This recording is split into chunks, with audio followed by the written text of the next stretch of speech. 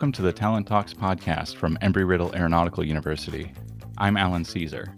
I have two guests today, Jared Testa and Kurt Estorez, both graduates from the Prescott campus and have been involved in fighting wildfires in the western U.S. Jared pilots an Avro RJ85 for Aeroflite Aerial Firefighting. He earned a bachelor's in aeronautical science from Embry-Riddle in 2001. He was also chief flight instructor at the Prescott campus for 6 years and was head coach of the Golden Eagles flight team for 7 years. Kurt has been assistant director of admissions at Embry-Riddle's Prescott campus for 10 years. He's also worked during wildfire season at the Prescott Air Tanker Base for 14 years, and in 2020 took time off to fight wildfires from the ground. He graduated from Embry-Riddle in 2009, also with a bachelor's in aeronautical science. Jared and Kurt, thank you both for joining me today. Thanks for having us. So before I get into the firefighting stuff, you guys graduated 8 years apart. How do you know each other? Overlapped work years at Embry-Riddle, and I think I flew with Kurt as a student once or twice too. So I've been as an instructor. Kurt was a student. I think we did a check ride or something together, didn't we? Yeah, we did do a check ride. I think it was one of my instrument check rides. Was he a good instructor? It's hard. Well, don't ask about the performance either. Yeah. So I have a sense of what it takes to fly for a commercial airline. You need a certain number of hours. You need to be rated on that type of aircraft or sophisticated simulators. But I imagine the requirements to fly in an aerial firefighting capacity is different. Maybe it's so niche that there's no simulator, or maybe there is. Tell me about what it takes to start as a pilot in this field. Best way to describe it is similar but different. It's all a matter of experience, right? Flight hours, a variety of experience prior to getting into the field. Somewhere similar to airline hiring, we're generally hiring people with 2,500 to 3,000 hours. So it's very similar in that regard. I think you'd see that there's a vast variation in the experiences leading up to that.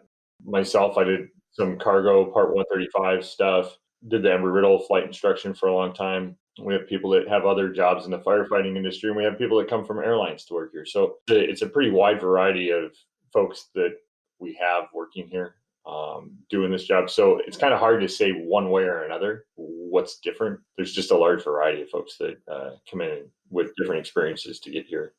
We actually have a simulator for our aircraft that we use for training. It's a full-on level D FAA qualified sim. We can do 100% of our training that's required for the type ratings and the annual proficiency training. It's being modified right now, as a matter of fact, to include some firefighting processes and procedures. So we'll be able to create a simulated fire in there and have smoke and be able to assess that fire and do the procedures and perform the tactics on and train those sides of the job in the simulator too. So that stuff is being developed and it is coming online, and that's a really good thing. That's great. That's really interesting to hear. Yeah, and so you said simulate smoke. They're gonna pipe in smoke into the cockpit. I mean, it'll be smoke from the fire on the ground that you're looking out the window. The simulators do have smoke generators in them. So when you're doing emergency procedures training, you can actually put smoke in the cockpit and throw the goggles and O2 mask on and train that. So just use a kind of a regular old smoke generator for that.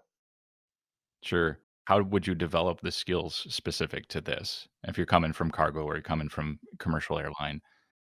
We do it in the airplane. You do training in the airplane. We do tactical training each year, and we're doing that in the airplane. We just finished it up a couple of weeks ago for this year.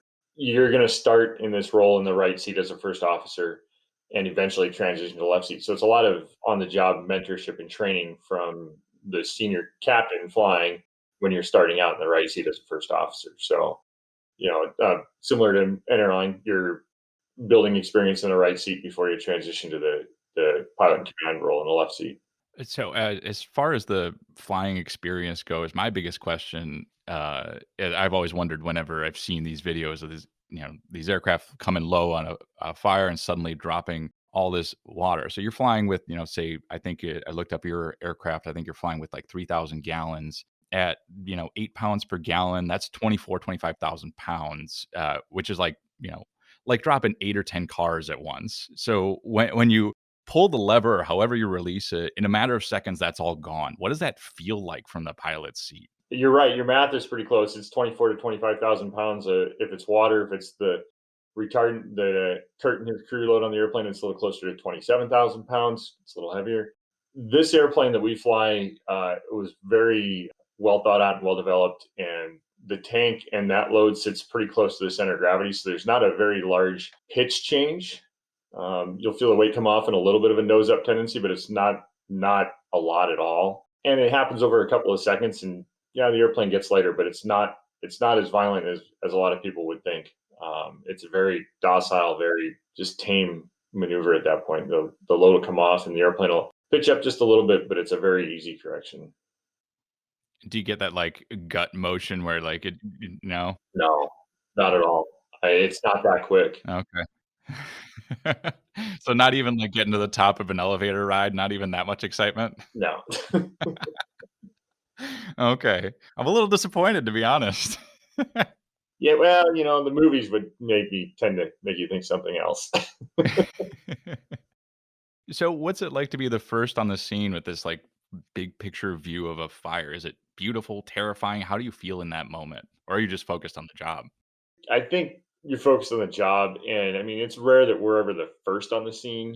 Usually, there's folks on the ground, and that's kind of what we're there for. They're the ones running the fire and really working the tactics side of things. And our job is really just to support those guys and give them any assistance they need. The fire itself, it can be a number of different things. It can be ominous. It can actually have a sense of pretty picturesque view to it at times. You get some really odd lighting in there, especially as the sun's going down, and it can definitely be a unique view. It's kind of hard to describe, but it's a good challenge to show up and work with the guys on the ground and know that you're helping them out and get to work with them to build an idea of how they want to go about assessing the situation with this fire, and whether we're working with other airplanes or strictly with the guys and gals on the ground. There's a whole lot of variety, and each mission seems to have a significant amount of difference to it, which I think is what draws a lot of people to the job.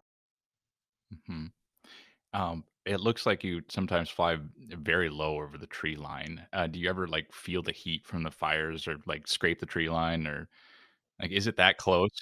Scrape the tree line? I certainly hope not. That would be the goal, to not do that. Our target's right at about 180 feet for the drop, and you kind of fly it similar to a traffic pattern. A downwind base and final, descending kind of to the drop, and really minimize your exposure at the low level point is kind of the idea there, just to limit that risk and exposure. But no, you don't usually feel any heat, and honestly, most of the turbulence I would say is probably wind driven, from the terrain. And yeah, the fires, if they get going, they will create their own wind. So you'll get bumps, but it's not ridiculously crazy. It's not, as extreme as some people might think. I don't think you're ever getting to the point where you're feeling the heat from the fire. Retardant and water are two different tools to use in this case, and the ground guys, ground firefighters, and Kurt to tell you too.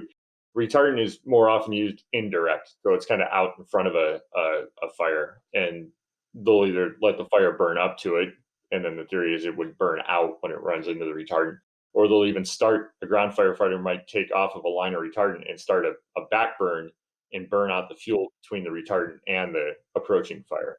So with retardant, generally it's an indirect operation. So you're not over the flame front. You're not, right over top of it. You're not very direct at that point. So Kurt, when you've been working at the forest, the tanker base that serves the Forest Service, tell me a bit about what your job entails. Yeah, so we work with a crew of varies on bases and capacity of aircraft and how many aircraft are coming in. We have about a crew of 8 guys that we hire on each year. Usually there's about 3 or 4 on until we start getting aircraft, and we can bring all 8 in when it starts to get pretty busy. But what we essentially do is we're just on demand, sitting at the base, waiting, kind of like any other type of fire job, just waiting for something to happen. And the guys and I will basically get an order from the Forest Service for the aircraft for a certain amount of gallons or pounds of retardant. We load it up. We mix it on demand too, since we are a LC or a liquid concentrate base. There's other bases in the country that are powder, where they mix the powder with water, but it's all on demand orders. So there's a person, usually me or another person, manager, that's a mix master, that's up top, kind of making sure it's the specs, because as Jared will tell you, if it's out of specs. If it's too heavy, it's not safe to fly. So it has, they're basing it off that we're keeping it right in a small window of specs there uh, to safely fly it at that same weight that they're expecting it to come on the aircraft. So especially if you're flying on a place like Prescott where density, altitude, and short runway length is taken into their calculations. But yeah, basically what we're doing is we're loading and getting that on there. We kind of like associate ourselves almost like a little pit crew of getting the retardant onto the aircraft as quickly and efficiently and safely as possible as well too. So what's the so when you get the call that there's a fire, what's like the first thing you do in preparation? So we're usually sitting around. There's a group of us on call or at the base, depending on, and the staffing levels depending on how many aircraft or if there's fires in the area already currently going. But like let's say in May when our base in Arizona opens up, there'll probably be 3 or 4 of us sitting around waiting for our first aircraft of the season to come in. But when that call comes in, we usually have about if there's no aircraft at the base, it's usually 45 minutes to an hour before we'll see an aircraft dropping on a fire. And so we'll just kind of get spooled up, uh, get go check all our equipment. We work with pumps. We work with water, so we're making sure everything's ready to go, setting the right on-off valves and everything as well too. If it's the aircraft sitting there, we usually want to respond in 2 to 3 minutes and be down there and starting to load the aircraft. So make sure we got the load amount right and start pumping. And it usually takes us from start to finish, and we connect to when we're done. Pride ourselves in trying to make it as efficiently as quickly as possible, but probably about 10 to 12 minutes after the first request for the load for the aircraft, depending on size of aircraft, because we do work with Jared's aircraft is considered a lat or a large air tanker. There's VLATs, which are like the DC-10s and the 747 aircraft, the very large air tankers. And then we also do work with single engine air tankers, which are the small single engine crop dusters as well too. So kind of a wide variety of different aircraft and different load times for each one. When would you do you have different levels of the mixture of the water and retardant? And do you is there a particular time you would use only water, or why would you use one over the other? Depending on the fire request, in all honesty, most of the time in the 14 years I've worked, I've probably given out maybe 5 or 6 water loads for our particular base. So most of the time they're requesting the retardant that comes from it. And so there's a concentrated level of retardant sitting on base in 3 different 10,000-gallon tanks. And then we have a big, large water tank. And it basically has um, uh, a mixture device that we use that mixes it as the suction is being pulled through by the pumps, and we set the level of retardant to water to hit the kind of perfect 5-to-1 ratio is what we're looking for. And we have someone that's using what's looking at the salinity level is how we measure it with what's called a refractometer. And we're looking to see that it's staying within that salinity level, so it's the right spec load for those aircraft to take out on fire. Hmm. How do you refill those, those 10,000-gallon tanks? Especially, like, I imagine these fires are happening during the dry season, so there's already a difficulty with water supply. So we're connected to like the city water. We do have backup of well at our base as well too. Other places too, I've been sent out to locations where we use water tenders, and that's a different operation with helicopters and everything. But I've had as many as 10 water tenders, daisy chain, kind of just linking up to a what we call a pumpkin or just a big old pool of water, and we're filling it up and mixing on demand on those spots as well too. So water is always a big concern with our operation. We sometimes burn about 350 gallons per minute while we're mixing, so that is a big part of the operation itself. Now, you mentioned, the air density and the short runway at Prescott. I just read sometime in the last couple of weeks that they're going to be expanding the runway there. Is that something you're pretty excited about? I think Jared's more excited about it than me. It will be much appreciated. Yeah, we most of the time, most of the bases are at sea level or locations with large runways, so they're taking a full load where they're taking downloads from our base as well too. So because of the safety, the air density, and everything as well too. So that will make a big kind of safety window for them as well. Absolutely. Good improvement. Do you guys do any of the pre-flight check, like after you've loaded up the slurry or the water? Are you doing pre-flight checks? We don't. They have mechanics usually coming out of the aircraft, walking around a lot of times doing checks. They have a guy on the ground as well too. Sometimes it really depends on how the operation's going. Most of luckily being next to Embry-Riddle, our location here, I usually try to hire students from our aviation program just because they're a little bit more. They love being around the aircraft and everything.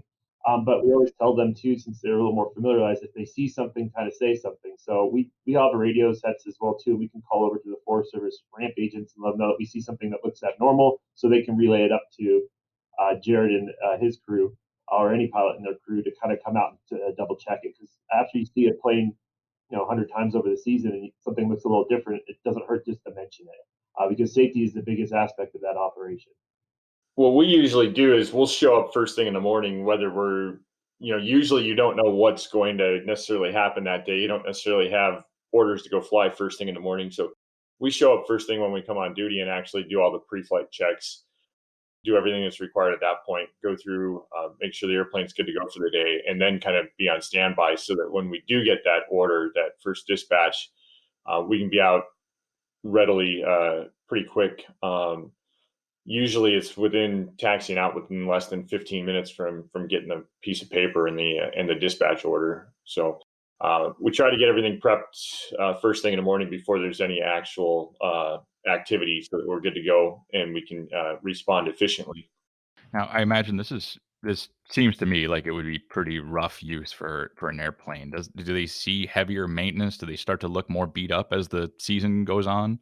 We have an exceptional crew of mechanics, and we have two with us anytime we're on the road, and they do a really good job of taking care of the airplanes. The airplanes go through a pretty extensive maintenance program each winter, based off of they're actually kind of considered a low utilization because we don't fly the airplanes more than a few hundred hours each summer, compared to what the airplanes were doing in their previous life of 2,500 to 3,000 hours a year. But it's a different utilization, and there's different factors that are applied to different components based off of the amount of cycles and stresses that now they're inspected more frequently or replaced more frequently, and that's done each winter at our hangar here in Spokane. But we have our mechanics do a pretty good job of keeping the airplanes in good operating shape. Now, Kurt, last year you went firefighting on the ground during those record-breaking sort of wildfires. Tell me about where you went and what you were doing. Yeah, I went to mainly Colorado and California, where a lot of the action was. I started season in May, and due to COVID, I had a little more leeway with working in missions and not traveling. So I took the opportunity to kind of help out more on the fire side. More so, what I did is not kind of like what you hear with like hotshot or ground crews or engine crews, where they're out there directly putting out line. We were more so of a support system with them. My company, we utilize retardant aspects in fixed wing aircraft, helicopters, and also on a ground application level as well too. So I had opportunities to actually go out, especially on the Sequoia complex or the Castle Fire up in the Sequoia National Forest, and work in places like Camp Nelson and do some ground applications and work on the line right next to the fire line and everything as well too. Now, you mentioned that you bring in Embry-Riddle students to come work at the tanker base. Is that how you got into this line of work? Yeah, I literally was working out at the gym as like a sophomore or junior, and one of my buddies was like, "Hey, we need some extra help. Do you want to help out?" I'm like, "Yeah, I always see these aircraft flying over. They look pretty cool." And I literally got thrown into the mix the next day, got trained on the job. We do it a little bit differently now, but yeah, I literally was thrown in on the job and learned on the spot. It was a pretty awesome experience, and from that point forward, it was kind of a hook just to be around it. And I've had opportunities to go see and do some pretty cool stuff since then as well too. That's great.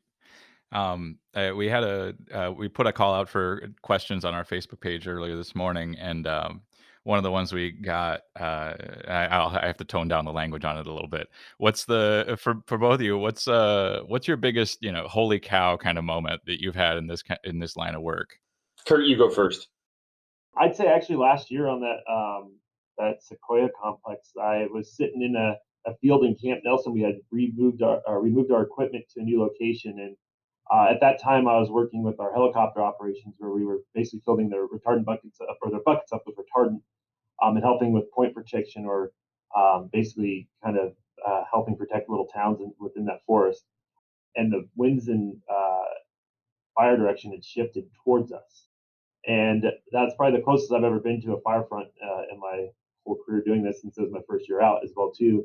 And probably one of the closer times our crews have been out there. We were never in direct danger, but to hear a fire ripping down a mountain, it really does sound like a freight train coming at you. Kind of what Jared was touching on earlier. It's destructive and sad to see, but it's also awe-inspiring just to stand there and look at something that powerful and even has its own kind of beautiful disaster kind of look in it too, with the colors and everything as well as it's coming down. So it was definitely an eye opener. We kind of called our area there in Camp Nelson the donut hole because the fire basically burned all around us, and we did out and not like really close, like within the whole town limits itself, but it was pretty fun to be out there and actually get out there and do some ground application and help out with our water tenders and put retardant around the green, as they call it, the unburned, and help protect more housing and stuff. And actually, that, from what I gathered afterwards, because I didn't finish out there, I actually timed out with 21 days being there. That area didn't suffer any major damage. And little houses, outhouses and stuff, and some houses lost, but not major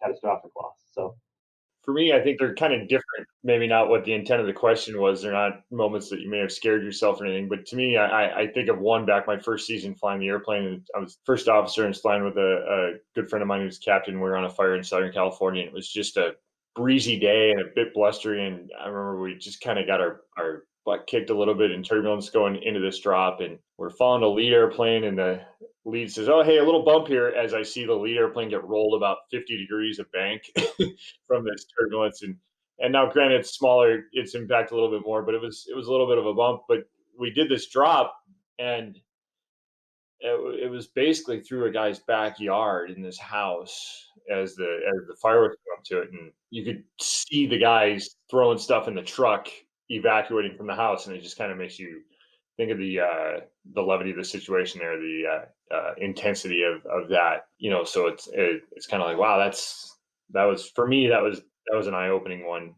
just as to how serious the job actually is and how critical it is for helping the folks out on the ground, whether that be firefighters or residents or whoever there. So Yeah, that's really intense.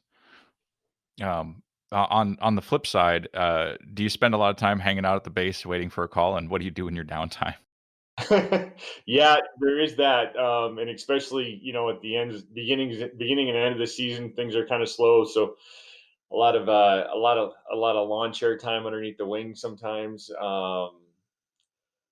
Everybody, I think, has their hobbies. I tend to stay pretty busy doing random other stuff,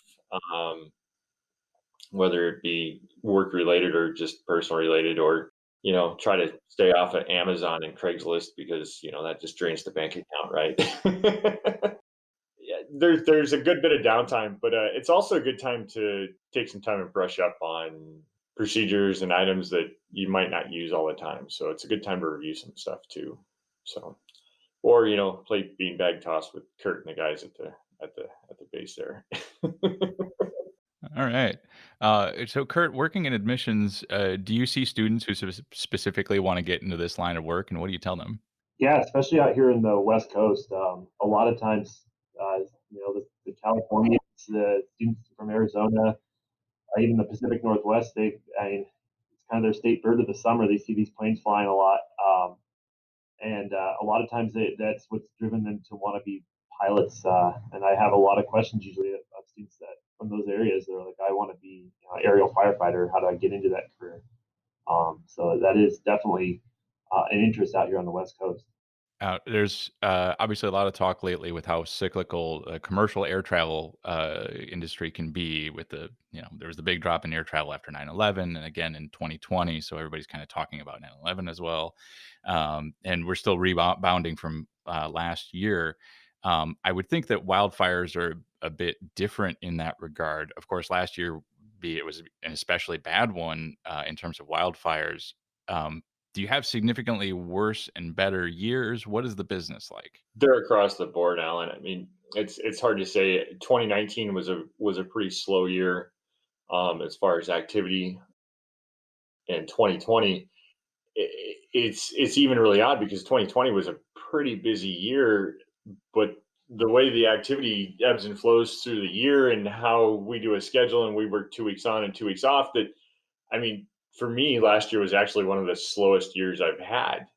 Just my timing didn't work out to where I was on duty when it was kind of like the slower period. So I think it was my fewest flight hours I'd flown in the year last year, even how busy it was. So it's kind of odd. And it's just like that micro level that it's so much variety, and it just kind of depends. But there are definitely seasons that are busier and seasons that are not as busy. Kurt, during the off season, you're working in admissions, but Jared, what do you do in the off season? It's a combination between snow skiing and participating in our training programs. I teach in our sim now, and in and we generally kind of keep pretty busy. There's some training events we have to do as we go through the off season, but it allows for enough time for some recreation too. Sure, sure. That's great. Now, Jared, I don't mean to pull too hard on the intercampus rivalry, but and Kurt, you're welcome to pitch in on this as well. But it's hard not to notice that the Golden Eagles flight team at Prescott have won a lot more NIFA championships than Daytona Beach. And you coached the tight flight team for a while. Why do you think that is? Is it the experience flying in the mountains? Is there something in the water? What makes you guys so good? Let's go with something in the water.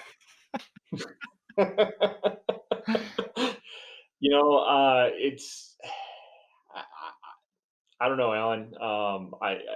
I worked really closely with a lot of the folks from the Daytona Beach campus when I was coaching the team, and it's a lot of great folks, and I think they've made some really good improvements, and I think they've done well recently. And Prescott's done well and had struggles too. So I mean, nobody's immune from doing uh, performing in either end of the spectrum, really. In either way, I think it's just the success in that realm is a level of intensity. I think really, and it's I had a coach when I was on our team that basically said you got to want it so bad that you can taste it, and it's that kind of intensity that motivates you to perform at your best. And that's kind of the key. Outside of that, it's identifying the right people that have that and put them together and identify their strengths and put a team together that's going to succeed. All right. Um, And so I want to ask you guys about the Dick Samuels. He's something of a legendary flight instructor from Prescott. And in 2017, there was an article in Lift magazine. It was written by Melanie Azam, whose office is actually like a couple doors down from mine. Um, it, that the story was about how Jared, you and an alumna named Katie Pribble started an endowment fund that would create both flight instructor training scholarship and name the flight instructor building after Dick Samuels. Tell me about why you decided to spearhead that. I didn't know you were going to ask that question, but the quote I just gave you about intensity and wanting it so bad you could taste it, that came from Dick. So he was our flight team coach. I think it had to do with just the level of interaction and level of care he showed for students, particularly as a coach for our flying team. I think the success we had through the 2000s and into recent years, I contributed all to him. He was the one that really instilled that foundation in I know myself and several others. Katie and I were talking one day, just kind of had this harebrained idea of, hey, we need to do this, and we talked to some other alum and got together and worked with Steve Babinski and the rest of the development office there at Embry-Riddle and made that happen. And I think it was a great recognition for a guy that's meant a lot to a lot of people. Yeah. Now, can you tell me, what it was like to learn from him, and give me an example of one of his sort of non-traditional instruction methods? Do you have a buzzer handy?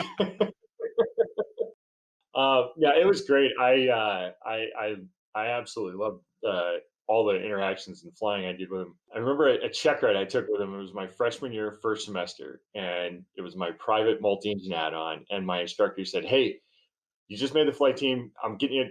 Dick's going to do your check ride." And all I had heard were all these war stories from everybody that had done check rides and about Dick, he just be giving you a hard time and everything else. And I remember I was so nervous and went out and flew. And I did all right, and everything else. And kind of the last pattern, I turned kind of really tight, turning base to final, almost to a point that it was kind of an excessive bank. And there was a guy turning base to final for the other runway that come to know later there was some personal interactions between this person that was non-Embry-Riddle guy flying his airplane and Dick. And this guy's like, "Yeah, we got the Duchess overshooting the left in sight." And Dick grabbed the mic. He's like, we're not overshooting," over the radio. And I was just like, I was an 18-year-old kid. I'm like, what did he just say? you know? So, but it was that kind of, the funny part about that is that 4 years later, we're standing out alongside the runway. And grading flight team landing practices, and Dick's out there, and this guy, same airplane, happens to be in the pattern for this runway. And let's call him Saturday morning. We're out there, and Dick's like, "Hey, there's your buddy flying." And I'm like, "Huh?" And I knew exactly what he was talking about, but I did not believe he remembered that check ride. And he's like, "Yeah, that's the guy that you were overshooting on your 2A check ride." I'm like, "That was 3.5 years ago." But that was Dick had 14 some thousand hours of dual given. I bet you he could tell you something about every student he flew with in every flight.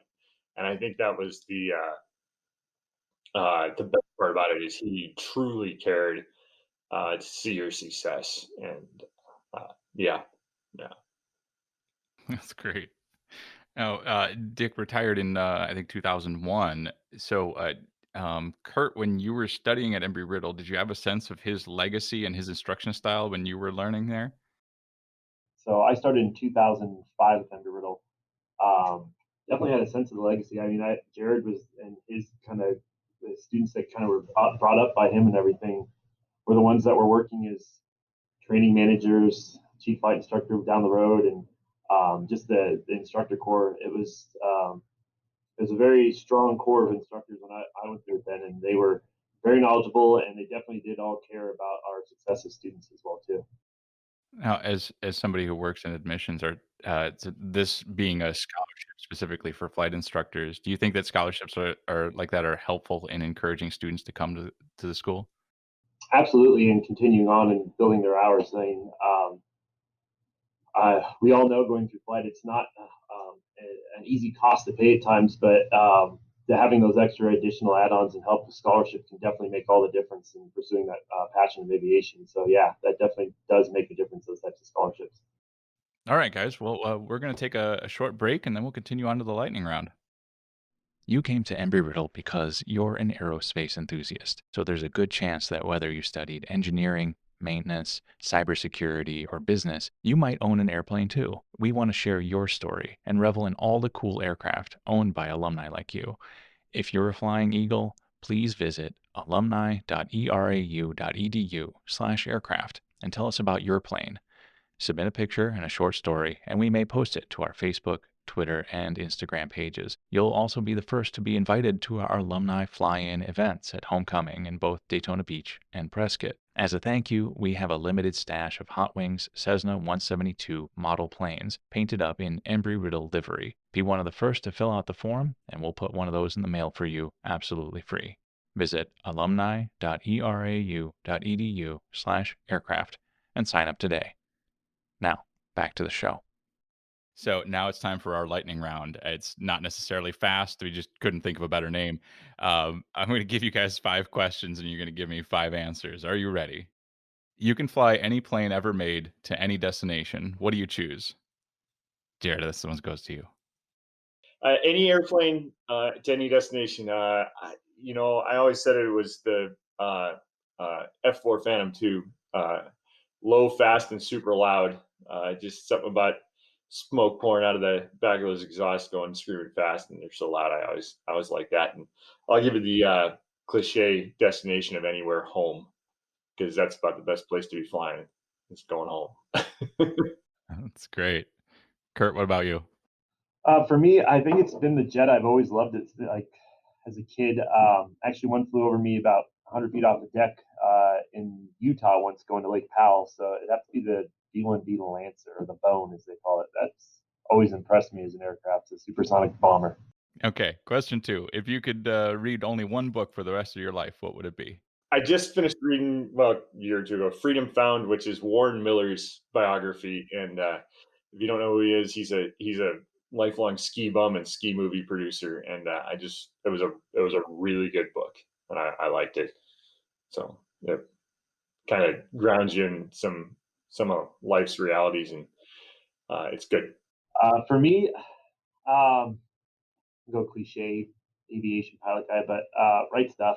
All that kind of era of pilots really interests me and everything as well too.